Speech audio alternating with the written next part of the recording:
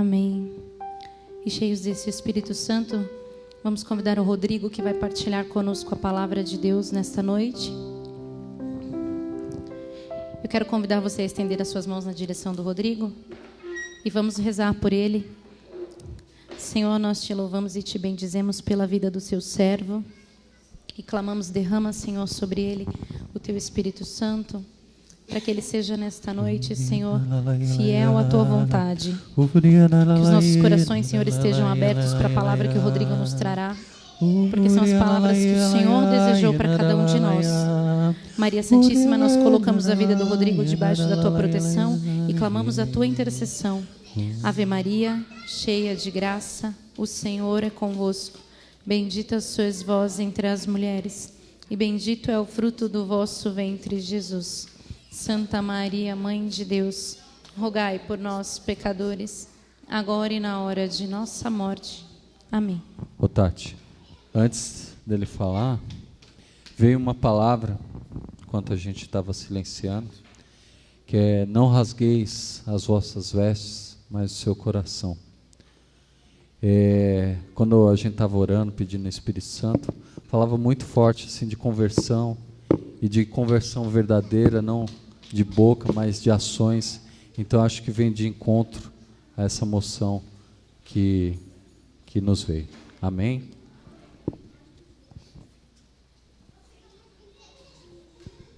Amém. Pode se sentando. Repete junto comigo: debaixo de vossa proteção nos refugiamos, ó Santa Mãe de Deus. Não desprezeis as nossas súplicas em nossas necessidades, mas livra-nos sempre de todos os perigos, ó Virgem gloriosa e bendita. Amém.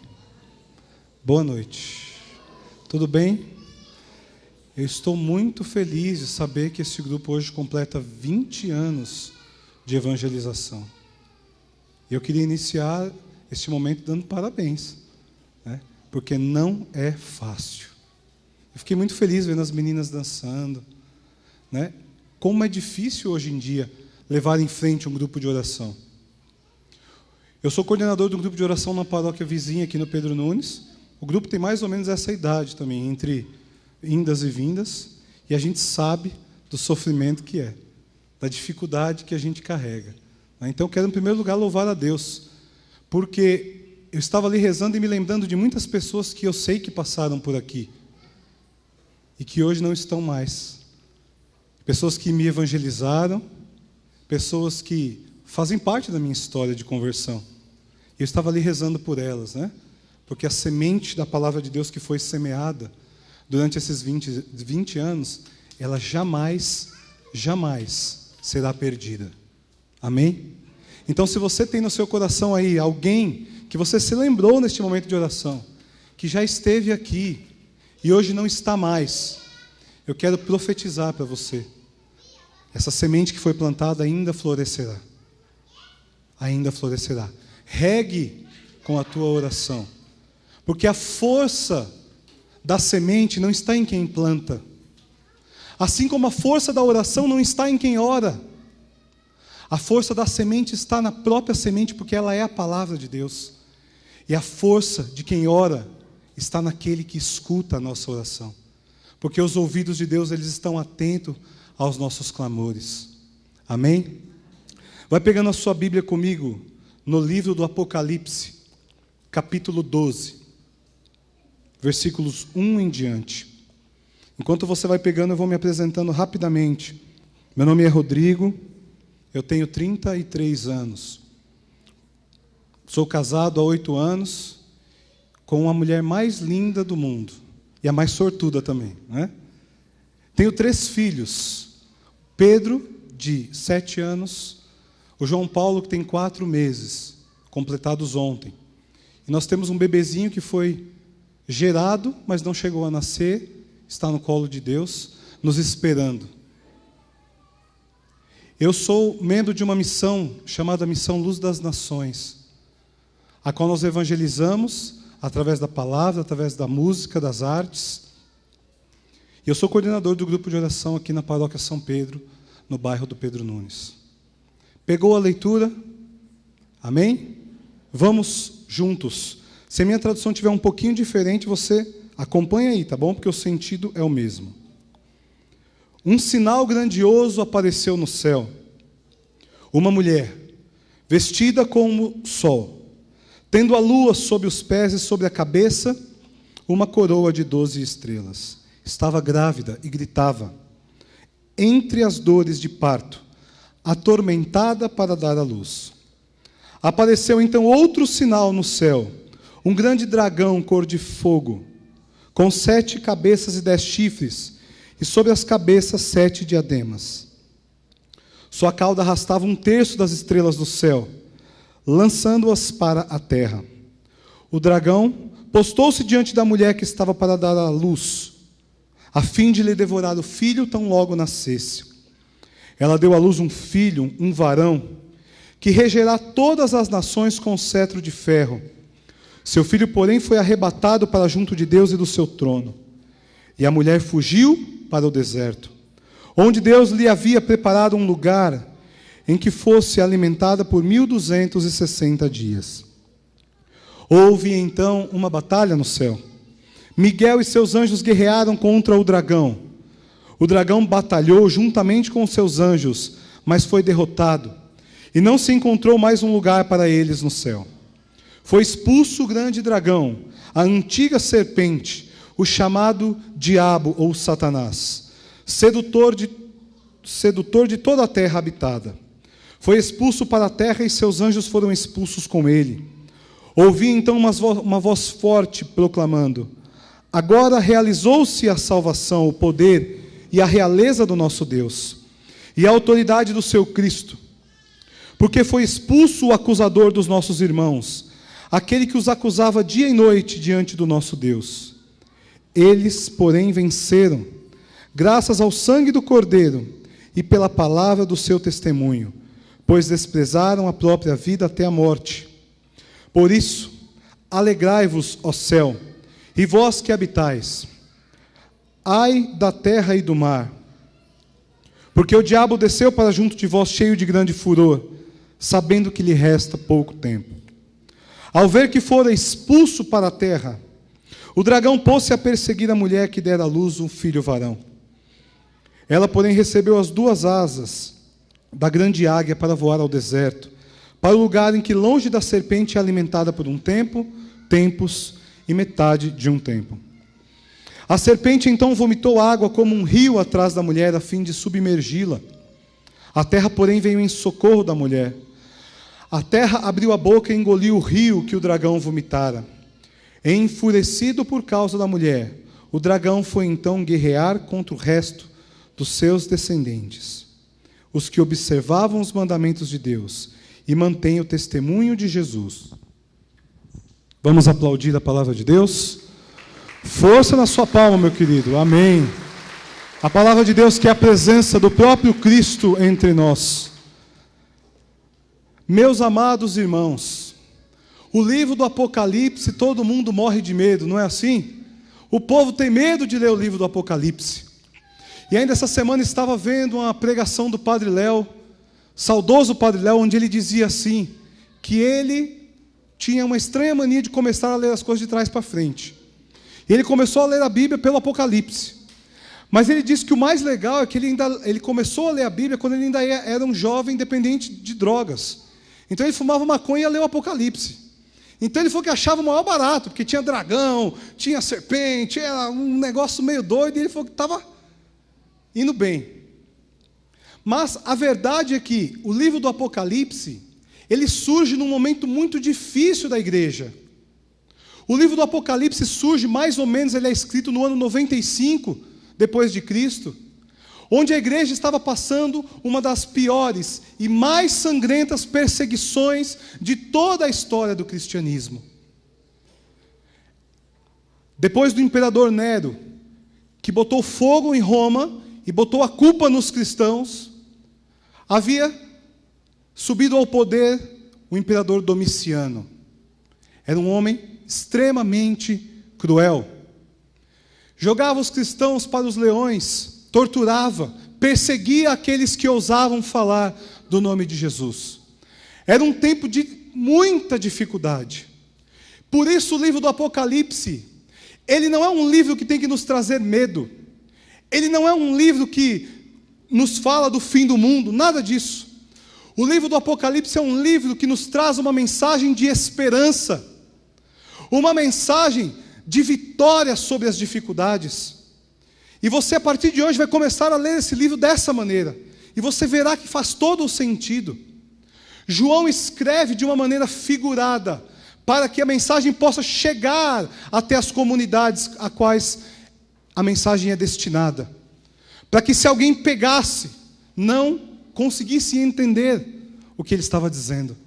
Mas o livro é cheio de simbologia, é cheio de figuras que nos trazem um sentido muito profundo. Essa leitura, por exemplo, é importante que a gente diga isso. Quando João escreveu este trecho, ele não estava pensando em Maria. Não estava. A mulher relatada aqui é a igreja, é o povo. E o grande dragão é o Império Romano que está perseguindo a igreja. Está ali esperando para matá-los, porque Jesus já foi ao céu. Mas ele está perseguindo aqueles que mantêm o testemunho de Jesus, os que observam os mandamentos. Amém? Mas a Sagrada Escritura, ela não é apenas um livro, de maneira nenhuma ela é um livro histórico. Muito pelo contrário. Ela é um livro com um sentido espiritual muito grande. Então hoje nós não vamos nos ater a esse significado, como eu disse, que é o primeiro. O significado primeiro para qual o livro foi escrito. Porque é importante que a gente saiba que houve esse sentido. Porque depois vem um Zé Mané e fala isso para a gente por aí, e a gente se assusta. Ah, então a mulher não é Maria? Então, só para você não se assustar. Mas a igreja, quando nós falamos de catolicismo, quando nós somos católicos, sim ou não? Alguém aqui não é católico? Quem aqui é batizado? Levanta a mão. Oh, glória a Deus. Dá uma salva de palmas para a sua igreja, meu irmão. Amém. Quando nós falamos de igreja católica, nós temos que nos lembrar dos 3 pilares que sustentam a nossa fé. Quais são eles? A tradição, o magistério da igreja e a palavra de Deus. O magistério da igreja é aquele que nos ajuda a interpretar a vontade de Deus pelas Escrituras. A tradição que nós trazemos dos apóstolos, que vão ensinando, primeiro de maneira oral, para que depois a palavra de Deus seja escrita. E isso é tão importante, gente, porque, rapidamente explicando isso, quando surgiu a reforma de Martim Lutero, que resultou no protestantismo, e uma das bases era a fé somente pela Escritura, rejeitando a tradição da igreja, o cidadão desculpa a palavra, era tão burro, que se você anula a tradição, você está anulando a Escritura. Por quê? Como eu disse, o ano que esse livro foi escrito, 95. Naquela época tinha impressora, sim ou não? Tinha e-mail? Como é que isso aqui chegou ao povo de Deus? Foi escrito destinado a uma comunidade. Na verdade, 7 comunidades aqui. Mas se você pegar, por exemplo, as cartas de Paulo, o primeiro livro escrito do Novo Testamento é a primeira carta aos Tessalonicenses, que foi escrito no ano 55, mais ou menos, 20 anos depois que Jesus tinha morrido. Quem levou essa mensagem até lá? De que maneira essa mensagem foi sendo passada? De maneira oral, falada. O primeiro evangelho a nascer é escrito no ano 70. Então, se você rejeita essa tradição, como é que você pode acreditar na Escritura que é fruto da tradição? É o contrário. O Novo Testamento, a tradição não surge da palavra do Novo Testamento, mas o Novo Testamento ele surge da tradição dos apóstolos. Amém? E desde os primórdios da igreja, os santos padres, que são aqueles grandes santos dos primeiros séculos, eles já viam nessa leitura uma prefiguração de Nossa Senhora. Eles já viam nessa leitura um sentido espiritual muito maior.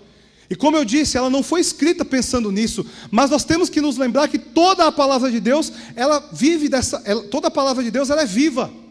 E ela tem essa dinâmica. Por exemplo, se você pega o livro do Isaías, existem lá 4 cânticos do servo sofredor. Já viram?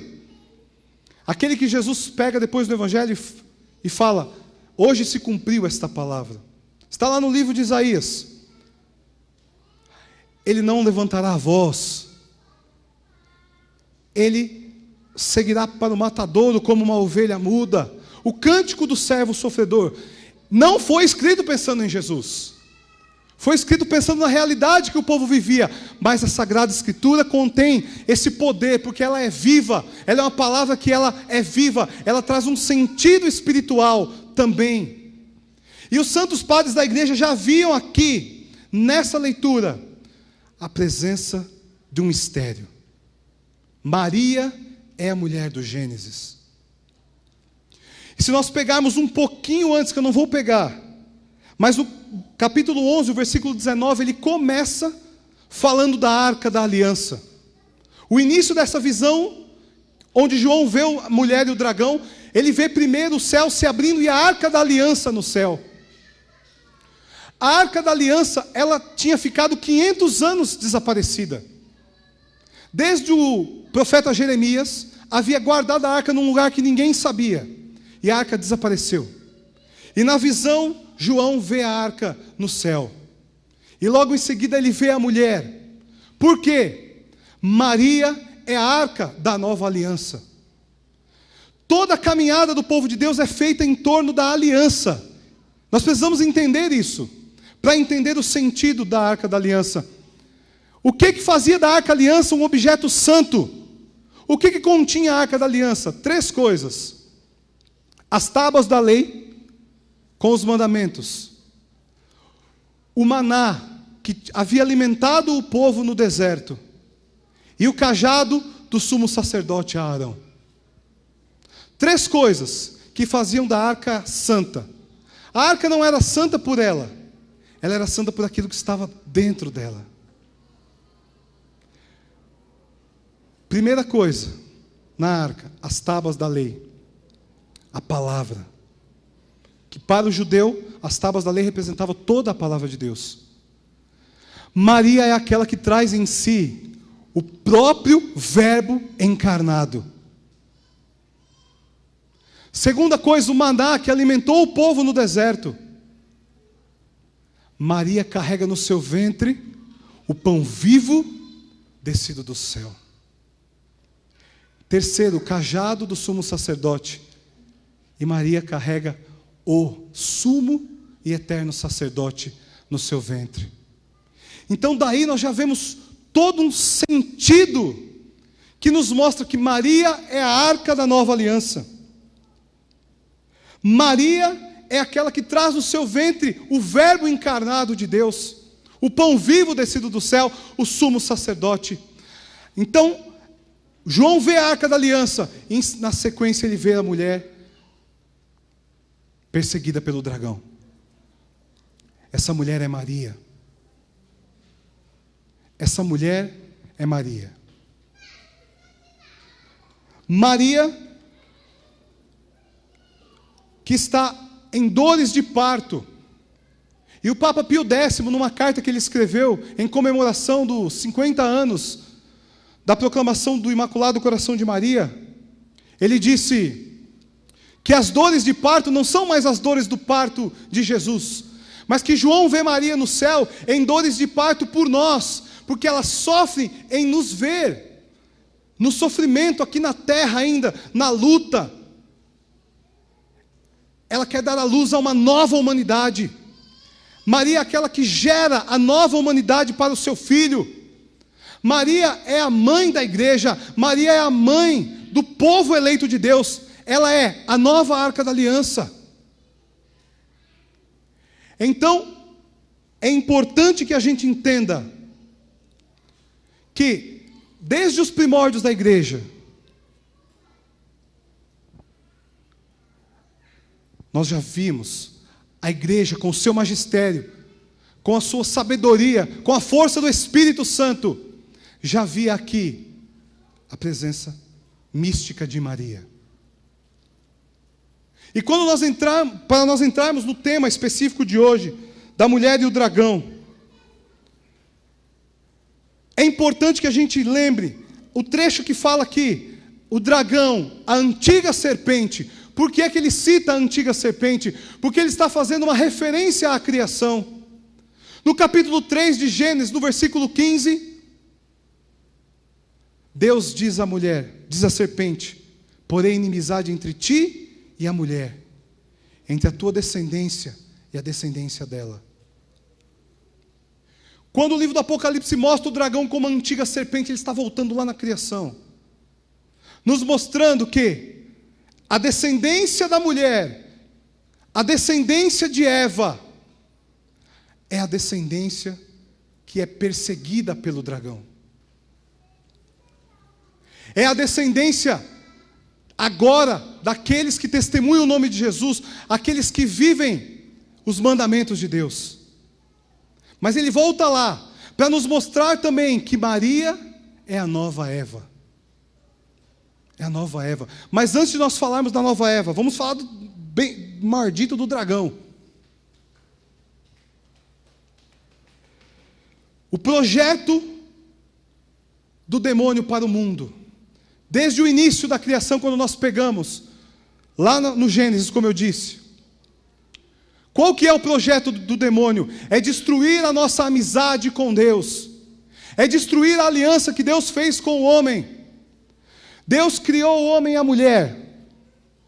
E a palavra vai nos dizer que Deus vai criando no primeiro, no segundo, no terceiro dia, e no sexto dia ele termina, no sétimo dia ele termina a sua obra e ele consagra essa obra e descansa. Depois, logo no capítulo 3, vem a serpente, e a palavra vai nos dizer que Deus andava com Adão e Eva no paraíso. E a palavra nos diz ainda que Deus nos criou a sua imagem e semelhança. O que significa isso? Deus nos criou para sermos participantes da sua natureza. Ser a imagem e semelhança de Deus não é se parecer com Ele fisicamente, senão nós seríamos todos iguais. Mas ser a imagem e semelhança de Deus é ter em nós um pouquinho de Deus. Olha para a pessoa que está do seu lado, dá um sorriso para ela e fala assim: em você há um pouco de Deus. Ele te criou a imagem e semelhança. O demônio então entra na jogada, a serpente. Para quê? Para destruir essa amizade de Deus com o homem. E ele seduz Adão e Eva e faz com que Eva e Adão entrem pelo caminho da desobediência. E vamos acabar com aquela história da maçã, né? Porque não tem maçã no livro do Gênesis. A gente fica com a maçã na cabeça, não tem maçã. O pecado não foi comer a maçã. O pecado foi a desobediência, porque Deus falou: pode comer de todas as árvores, menos essa. Aí a maldita da serpente vai lá: ó, se você comer isso aqui, você vai ser igual a Deus. Qual o projeto de Deus? Fazer de mim e de você participantes da sua natureza, da sua graça. Qual é o projeto do demônio? Você não precisa de Deus. Coma do fruto daquela árvore e você vai ser como ele. Então ele quer quebrar a amizade de Deus com o homem. Ele quer quebrar essa aliança que Deus tinha feito com Adão e Eva. E ele consegue. Trazendo para a nossa realidade de hoje, o que é que nós temos vivido no nosso mundo? Gente, o Papa Bento XVI já nos alertava há muitos anos sobre algo que ele chamava da ditadura do relativismo. Tudo hoje é feito para destruir a nossa fé. Quantas coisas, músicas, programas de televisão, livros, filmes, toda uma engenharia social que é construída e preparada para destruir a nossa amizade com Deus.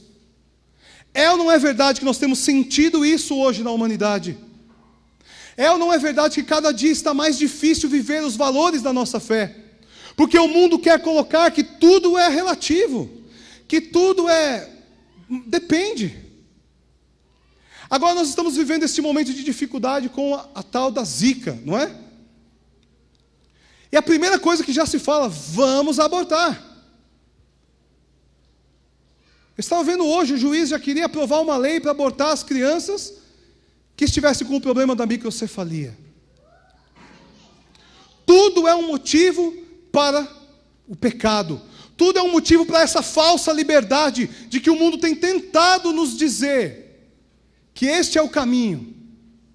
Uma falsa liberdade que nos leva para a escravidão do pecado, que nos leva para a escravidão com essa serpente maldita que quer destruir a nossa fé. Gente, graças a Deus há alguns anos eu não assisto novela mais. Eu gostava, gente, eu era noveleiro. Graças a Deus eu parei, fui curado, né? Mas essa semana passada um amigo me mandou uma imagem da novela nova da Rede Globo, com um deboche a Nossa Senhora. Não sei se vocês viram, ficaram sabendo. Uma imagem de Maria, com o rosto de uma atriz da Globo colada, com lingerie nas mãos, era uma cena de blasfêmia. Recentemente nós vivemos a outra situação, daquela maldita campanha, que tentava questionar a virgindade de Nossa Senhora. O mundo acha ainda que a nossa fé é uma fé boba e ingênua. Por isso que é importante os grupos de oração, como esse aqui, de muito tempo de caminhada, porque nós vamos formando um povo que sabe a verdade da sua fé. Porque, meu irmão, minha irmã, me desculpa, só abandona a fé católica aquele que não conhece a sua fé. Só abandona a igreja de Jesus Cristo aquele que não fez uma verdadeira experiência com o tamanho da sabedoria que essa igreja tem.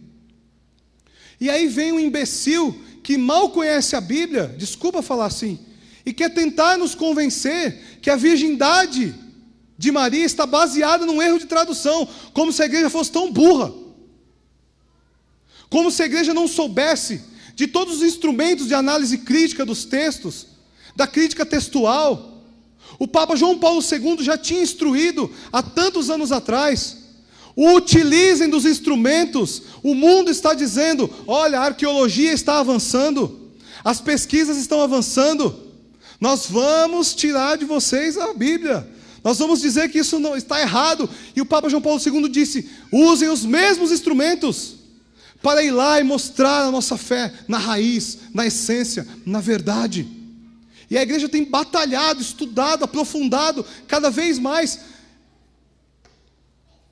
para entender todo o sentido da nossa fé desde a sua origem. A igreja é sábia, a igreja é mãe, a igreja é mestra.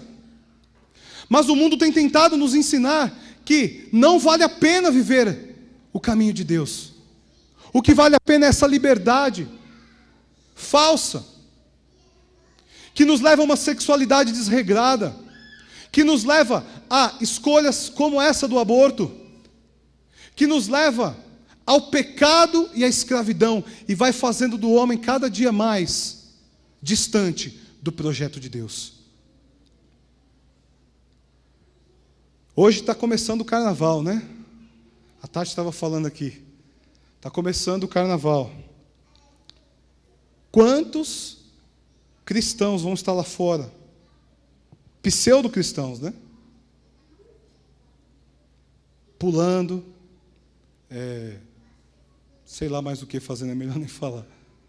Eu estava vendo uma reportagem que, se eu não me engano, no Rio de Janeiro, vai ter um camarote onde vai ser liberado a prática sexual. Vai ser todo mundo lá dentro, uma baderna. Tudo em nome de uma falsa liberdade, tudo em nome do prazer. O prazer pelo prazer. E cada vez mais os homens e as mulheres estão se afastando do projeto de Deus, do projeto de felicidade, do projeto de santidade que Deus tem para nós. E aí nós entramos no segundo ponto. O projeto do demônio é esse: ele quer te afastar de Deus, ele quer romper a aliança. E qual então que é o projeto de Maria? É fácil. É só ir lá no Evangelho de João, no capítulo 2. E ela diz: fazei tudo o que Ele vos disser. Vamos dizer juntos? Fazei tudo o que Ele vos disser. Olha para o irmão que está do seu lado e fala para ele: fazei tudo o que Ele vos disser. Se você pegar todas as aparições de Nossa Senhora, todas, qual é a mensagem central? A conversão, a mudança de vida, a oração. Pode pegar qualquer uma: Medjugorje, Fátima, Lourdes, Guadalupe. A maior mensagem de Maria sempre é a conversão. Maria está nos chamando, ela que é a nossa mãe, ela está nos convidando para o projeto do seu Filho, que é um projeto de santidade, que é um projeto de vida plena em Deus. No capítulo 10 do Evangelho de João, no versículo 10, Jesus diz: eu vim para que todos tenham vida, e vida em abundância. Mas não é essa vida que nós temos visto aí fora, porque isso não é vida. Isso é uma mentira. E as pessoas dizem: eu tenho que viver a vida, porque eu sou jovem, né? Eu tenho que... Mentira! É uma enganação. É o projeto da serpente. Nós estamos escolhendo. Infelizmente, muitas pessoas estão fazendo uma escolha pelo projeto do mal, estão renunciando ao projeto de Deus, e estão brincando com a sua salvação. Maria vem nos ensinar: fazei tudo o que Ele vos disser. Vamos dizer de novo? Fazei tudo o que Ele vos disser. E para entender mais profundamente essa mensagem do Evangelho de João, vamos voltar lá no Gênesis de novo. Às vezes as pessoas dizem assim que o Novo Testamento é mais fácil de ler do que o Antigo, né? A gente não entende direito, o Antigo Testamento é mais difícil. Na verdade, a gente precisa começar a entender o quanto existe dentro do Novo Testamento do Antigo. Muitas referências do Novo Testamento ao Antigo Testamento. Muitas coisas que no Antigo Testamento foram contadas e agora se realizam no Novo. Então, a palavra de Deus, ela é um todo. A palavra de Deus, ela é perfeita. A palavra de Deus, ela é maravilhosa. E nós temos que nos aprofundar nessa maravilha.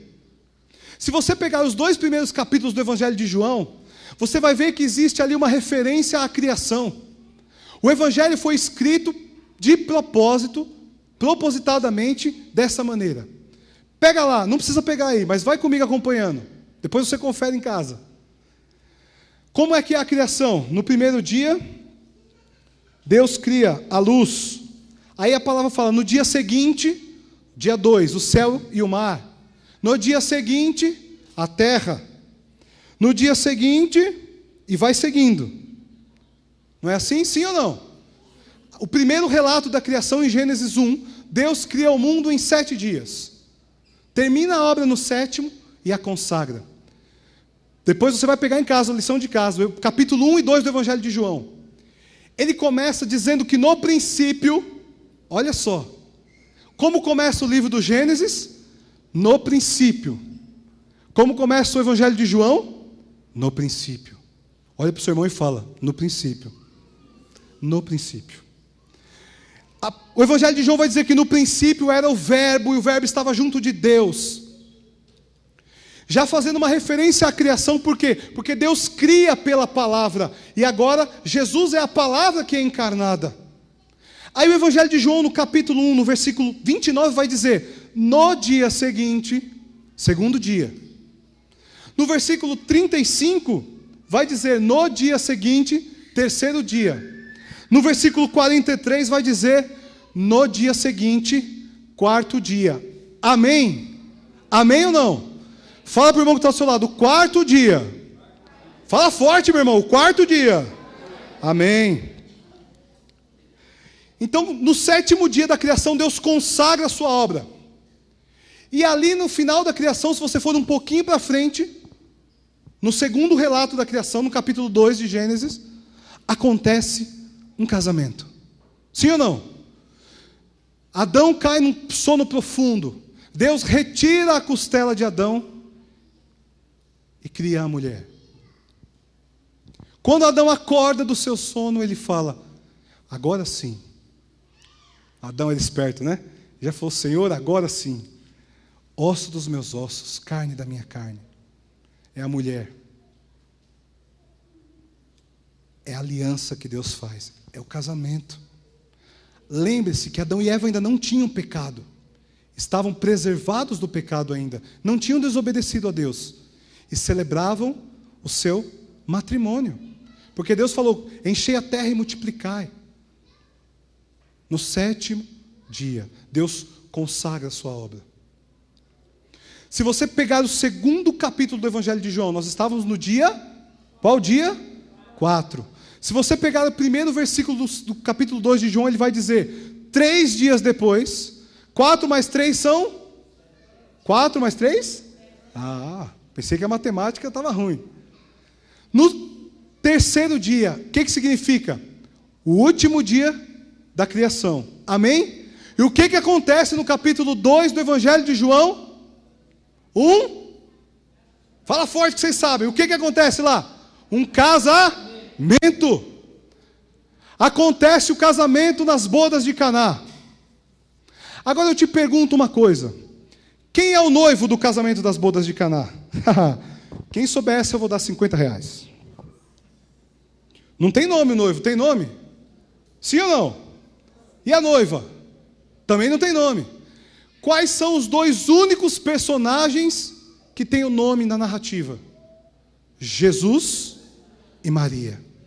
Olha para o seu irmão aí, dá um sorriso para ele e fala: Jesus e Maria. Os únicos nomes presentes são os de Jesus e Maria. Só que aqui há um segredo maravilhoso. A palavra de Deus é maravilhosa. Maria chega em Jesus e fala: o vinho acabou. E o que é que Jesus diz para ela? Mulher, a minha hora ainda não chegou. Jesus não chama Maria de mãe. Jesus não chama Maria pelo nome. Jesus chama Maria de mulher. Mulher. Mais uma vez, vem os nossos irmãos. Não tem como falar de Maria sem nos lembrar dos nossos irmãos. E vamos dizer que Jesus chamou ela de mulher porque Jesus não estava nem aí para a mãe dele. Sabe que o maior mandamento para um judeu é o 4º mandamento: honrar pai e mãe. Seria Jesus, como judeu, contrário ao mandamento de honrar pai e mãe? Sim ou não? Não. Jesus chama Maria de mulher, porque o livro de João está apontando para a criação. Jesus está apontando para a criação, dizendo: mulher. Mulher. Para dizer: ela é a mulher. Ela é a nova Eva. Na carta de São Paulo aos Romanos, na carta de São Paulo aos Coríntios, o apóstolo Paulo chama Jesus de um novo Adão. Jesus é o novo Adão. Jesus é aquele que veio celebrar uma nova aliança. Ele inicia o seu ministério nesse casamento, transformando a água em vinho, trazendo de volta a alegria, trazendo de volta a santidade, trazendo de volta o desejo de ser de Deus. Ele quer celebrar conosco uma nova aliança, e ele chama sua mãe de mulher, para mostrar que se Jesus é o novo Adão, Maria é a nova Eva, e mãe de toda a humanidade. Ela é a mãe da humanidade nova, que nasce em Jesus a partir da nova aliança. Quando é que Maria aparece de novo no Evangelho de João? Ao pé da cruz. E como é que Jesus chama Maria? Mulher. Adão e Eva, pela desobediência, pela sedução do demônio, eles vão para a árvore da desobediência, para a árvore proibida. Jesus e Maria, pela obediência ao Pai, eles vão para a árvore da cruz, e eles precisam estar juntos, porque é o novo Adão, é a nova Eva, é a nova humanidade que nasce do coração aberto de Jesus, de onde jorra sangue e água por nós. É o batismo no Espírito Santo. Jesus é o novo Adão, e ele nos mostra a sua mãe é a nova Eva, e ele entrega a sua mãe ao discípulo amado. E aqui tem uma lição importantíssima da Escritura. Vai dizer alguns estudiosos que o discípulo amado é João. Vão dizer outros estudiosos que não, mas é a questão para outro dia. Mas é importante você saber que toda vez que na Bíblia não tem o nome de um personagem, a igreja vê ali a sua imagem. A igreja vê ali a presença da igreja. Eu e você, a igreja viva.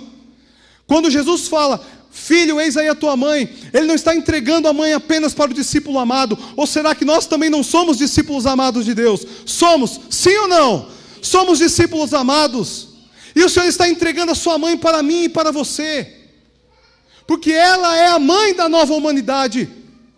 Deus celebra a aliança com o seu povo em Gênesis, na criação, depois com Abraão, depois antes de Abraão com Noé, depois Abraão, depois Moisés. Deus vai celebrando a aliança e o povo vai quebrando a aliança, e Deus faz uma nova aliança e o povo quebra a aliança, e Jesus vem restabelecer a nossa amizade que havia sido destruída por causa do demônio. Jesus restabelece a amizade com Deus, e Ele nos celebra a nova aliança, uma nova humanidade, o novo Adão e a nova Eva. Vamos aplaudir o Senhor, amém? Então, o projeto de Maria é o projeto do seu filho, é o projeto de santidade. Fazei tudo o que Ele vos disser. Para encerrar, a última coisa, nós somos chamados à conversão e à santidade. Eu fico triste que hoje em dia tem sido muito difícil viver a santidade, mas eu fico mais triste ainda, porque as pessoas estão deixando de pregar a santidade. Nós, pregadores, temos deixado de falar da santidade. Nós não queremos mais falar de castidade, nós não queremos mais falar contra o aborto, contra a ideologia de gênero. Por quê? Porque nós estamos sendo perseguidos. O próprio povo da igreja não aceita certas pregações mais. Nós estamos nos esquecendo que a palavra de Deus nos diz: sede santos como o vosso Pai é santo. Vocês já perceberam, como eu disse lá no início, a engenharia social que existe para destruir a nossa fé? Pega os meios de comunicação não católicos, todos eles. Não é só a rede de esgoto não, é todas. Quando o Papa fala algo que dá margem para discussão, sai em todos os jornais. É assim ou não é? Quando o Papa fala algo que alguém deduz que o Papa está pensando em mudar a nossa fé, sai em tudo que é lugar. Agora, quando o Papa fala duro e afirma a nossa fé, ninguém fala. Ninguém mostra. O Papa fez um discurso uns meses atrás para um grupo de médicos italianos que ele recebeu, e ele falou duramente contra o aborto, e ninguém mostra. Agora, quando o Papa fala no avião, na viagem, se ele é homossexual e busca o Senhor, quem sou eu para julgá-lo? Aí todo mundo divulga, porque acha que está dando uma abertura do Papa, acham que estão vendo aí uma abertura do Papa para uma mudança de doutrina na igreja. Meu irmão, minha irmã, não se iluda. Não se iluda. O Papa instituiu o ano da misericórdia para nos ensinar a ser misericordiosos, para nos ensinar a buscar a misericórdia de Deus para nós, para os irmãos. Mas o Papa, ele não vai mudar aquilo que está no depósito da nossa fé. Mas o mundo tem tentado pregar isso, que a igreja está ficando mais aberta por causa do Papa. Mentira, a igreja é a mesma, a doutrina é a mesma, não mudou nada, o Jesus é o mesmo. Acolhe todos os pecadores, como eu e você. Mas o mundo quer cada dia mais difamar e destruir a imagem da igreja. Eu e você temos que fazer o processo inverso. Nós temos que reconstruir a imagem da igreja perante a sociedade, mas não com palavras apenas, com a nossa vivência de santidade, com a nossa vivência de radicalidade do Evangelho. Nós estamos entrando agora no tempo da Quaresma. Chega de jejum de Coca-Cola e chocolate, né? Porque é o top da Quaresma. É a Coca-Cola e o chocolate. Vamos dar um passo além. Vamos buscar compromissos mais sérios com o Senhor. Vamos buscar crescer na nossa fé. Vamos buscar vivências de espiritualidade que nós possamos dar sequência depois da Quaresma, porque a Quaresma é um tempo de conversão, é um tempo de graça, mas que nós precisamos depois continuar, senão não adiantou nada. Vamos viver a santidade. Esse é o chamado de Deus. Esse é o projeto de Deus. Esse é o projeto e o chamado de Nossa Senhora. Para encerrar de vez agora, numa das mensagens de Nossa Senhora em Medjugorje, ela ensinou uma prática que nós chamamos de 5 pedrinhas. Sabe o que são as 5 pedrinhas? Sim ou não? Quem sabe, levanta a mão. Jesus, tá vendo só? A gente esquece de pegar essas coisas, né? O que são as 5 pedrinhas? Eucaristia, confissão, oração do terço, do rosário, jejum, palavra de Deus. 5. Para vencer qualquer Golias na sua vida. 5 pedras que vão nos levar para a santidade. 5 práticas que vão nos aproximar do Senhor. Eu queria fazer esse convite a você. Nessa quaresma, olhe para essas 5 pedrinhas. Comungue mais. Se confesse mais. Leia mais a palavra de Deus. Ore com a palavra de Deus. Reze mais o Santo Terço, o Santo Rosário. Se confesse. Eu pulei algum aqui. Jejum. O jejum o povo não gosta nem de falar, né? Eu que sou gordinho assim, é um perrengue para fazer jejum, né, gente? Ô, glória, viu? É difícil. Jejue. Ofereça um sacrifício ao Senhor. Como diz o Anderson, né? O povo adora aquelas passagens. Todo mundo conhece, né? Eu quero a misericórdia e não o sacrifício. Vamos viver a santidade. Amém? Olha para o irmão que está do seu lado. Fala para ele, vamos viver a santidade. Deus tem um chamado para você viver a santidade na tua juventude. Deus tem um chamado para você viver a santidade no teu matrimônio. Deus tem um chamado para você viver a sua santidade como pai, como mãe. Deus tem um chamado para você viver a santidade como filho. Um chamado para você viver a santidade no teu trabalho. Deus tem um chamado de santidade para mim e para você. E Nossa Senhora é aquela que vai à frente. É aquela que vai abrindo o caminho. É aquela que nos chama. Fazei tudo o que Ele vos disser. Vai ficando de pé. Vamos cantar.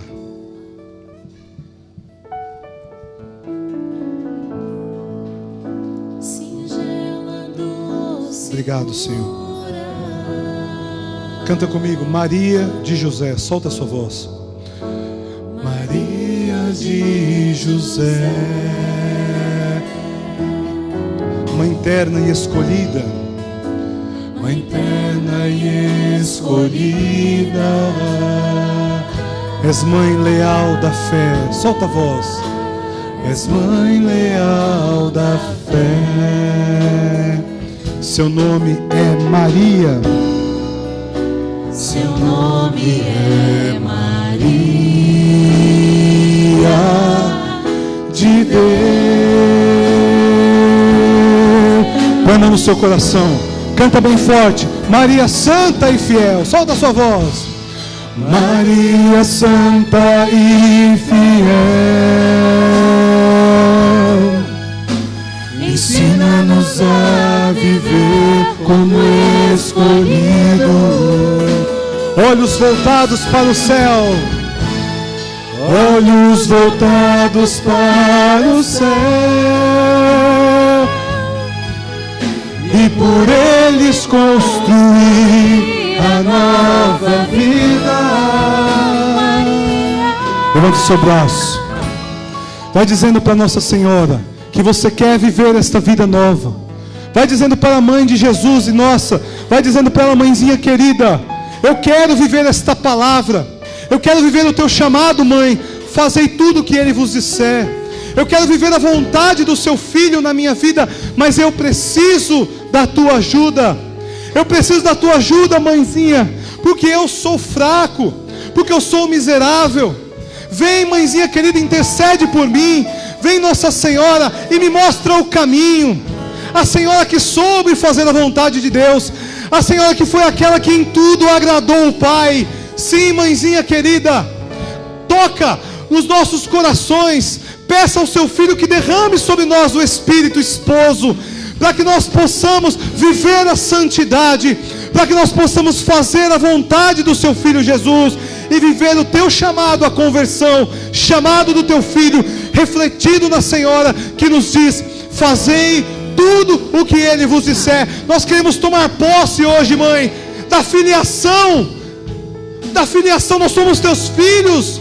Nós somos filhos da nova Eva, da nova Arca da Aliança. Nós somos filhos desta nova humanidade, que tem em Jesus o seu centro, em Jesus o seu sentido. Nós queremos buscar, Mãe, buscar e fazer a vontade do teu Filho.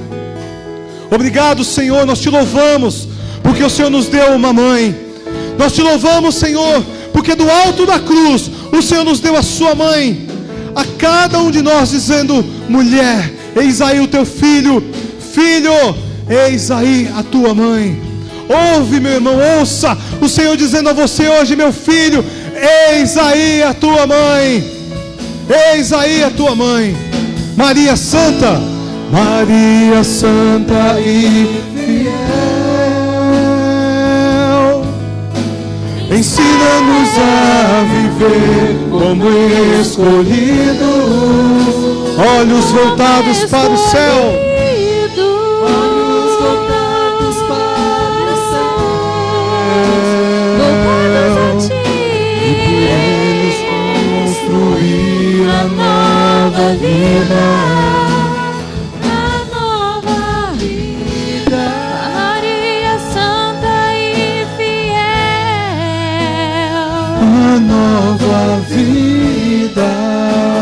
Canta forte. A nova vida, força. A nova vida.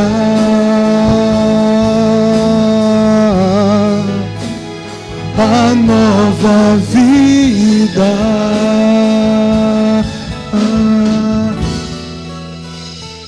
A nova vida. Aplaude Nossa Senhora. Viva a Mãe de Deus. Viva Nossa Senhora.